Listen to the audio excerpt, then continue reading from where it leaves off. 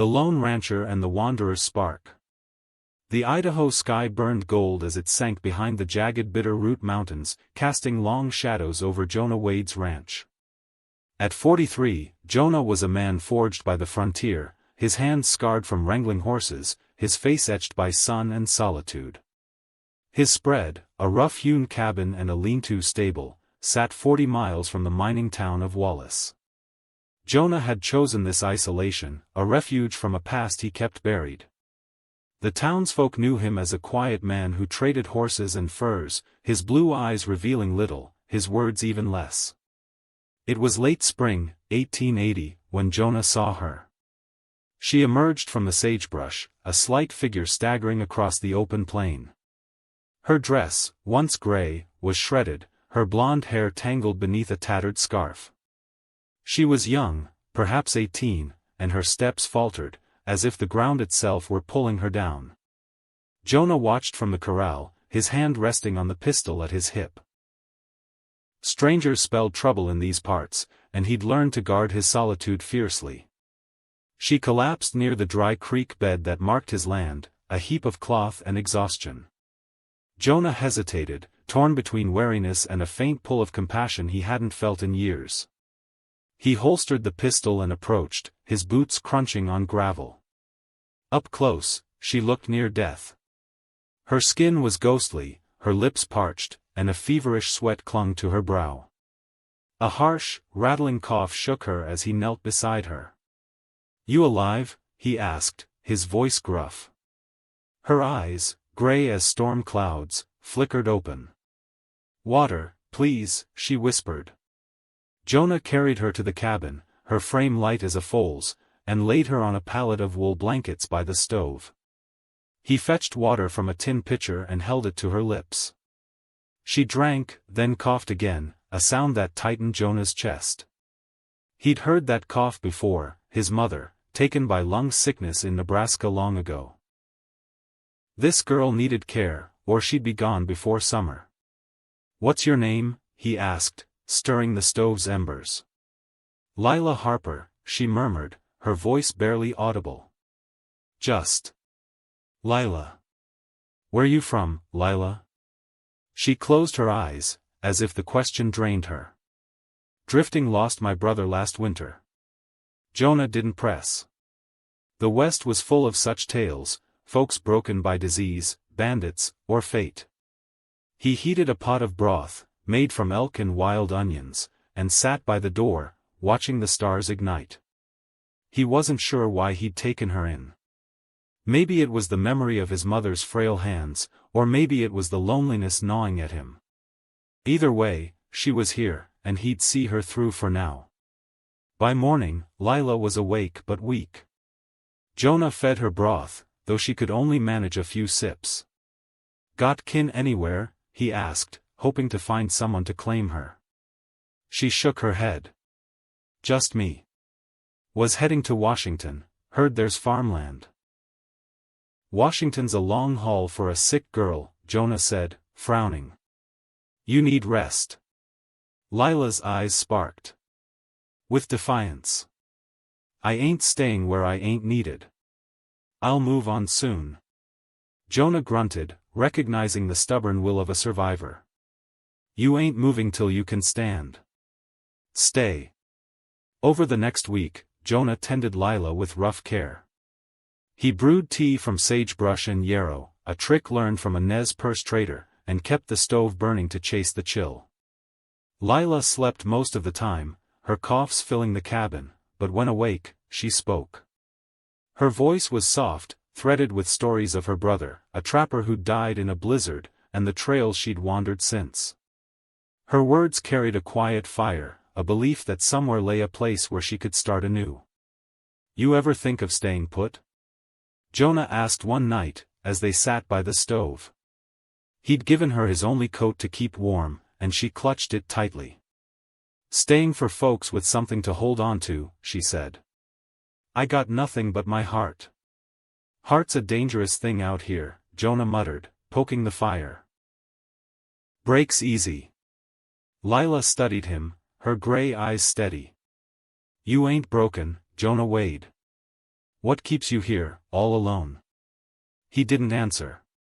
His past was a locked door, his fiancée, killed in a stagecoach robbery, and a life he'd left behind in Nebraska. The ranch was his exile, a way to outrun pain. But Lila's question stirred something, like dust in a long-sealed room. As weeks passed, Lila grew stronger. Her cough eased, and color returned to her face. She began helping around the cabin, scrubbing pots, mending a hole in Jonah's shirt with a needle she'd carried in her pack. Her presence brought small sounds to the ranch, the clatter of a spoon, a soft hum, the creak of the floorboards. Jonah found himself listening for them, the silence of his life now feeling too heavy. One afternoon, as Jonah mended a harness in the stable, Lila brought him a tin of coffee. "You don't talk much, do you?" she said, leaning against a post. "No call for it," he replied, tightening a strap. "Folks need talking to, Jonah. Keeps the soul from drying up."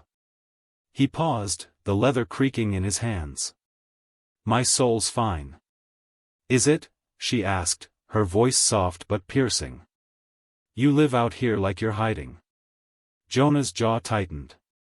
"World's cruel, Lila. You've seen it." She nodded, but her eyes didn't waver. "My brother used to say life's like a fire. You gotta tend it, or it goes out." Jonah snorted. "Your brother didn't know Idaho." "Maybe not," she said, a faint smile tugging her lips. "But he knew me. And I think you're more than this lonesome ranch." That evening, over a meal of biscuits and stew, Lila shared her dream, a small farm in Washington, with a patch for vegetables and a loom for weaving. "It ain't grand," she said, "but it's mine." Jonah listened, a strange ache in his chest. He'd forgotten what it was to dream beyond the next season. Lila's hope, small but unyielding, felt like a light in a long dark room. By midsummer, Lila was well enough to travel. Jonah gave her a steady mare, one.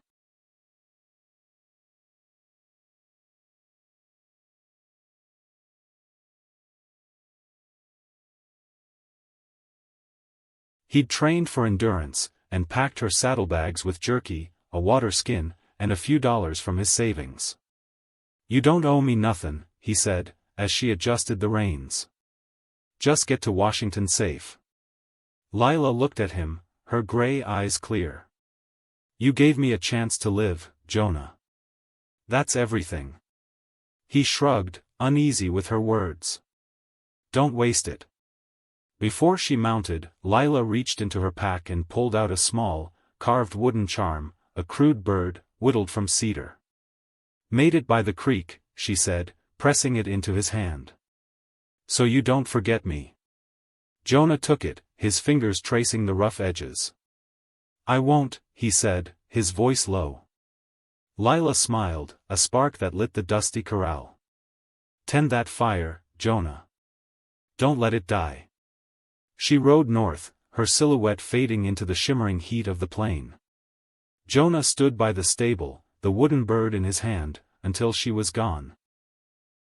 The ranch felt quieter, the solitude sharper, and he realized he missed her voice, her stubborn light. For weeks, Jonah worked as always, but Lila's words lingered. Tend that fire. He'd spent years letting it flicker, dulled by loss. Now, something stirred, a need to live, not just endure. One morning, he rode to Wallace and asked about a plot near the Coeur d'Alene River, good for grazing and crops. It was small, but it was a beginning, maybe a place for a bigger ranch, or a home, if Lila ever returned. He bought the land, trading 2 horses for it, and returned to the ranch. Behind the cabin, he planted a handful of barley seeds, saved from a trader's pouch. The soil was rocky, but he worked it until it gave. As he covered the seeds, he thought of Lila, chasing her farm in Washington, and felt a spark of hope, fragile, but his own. The Wild West was a land of harsh lessons, but it rewarded those who listened. Jonah Wade, the lone rancher, had given shelter to a sickly drifter girl, and in return, she'd given him a spark to rekindle his life. As he looked across the plains, the wooden bird in his pocket, he wondered if Lila had found her farm. For the first time, he believed she would.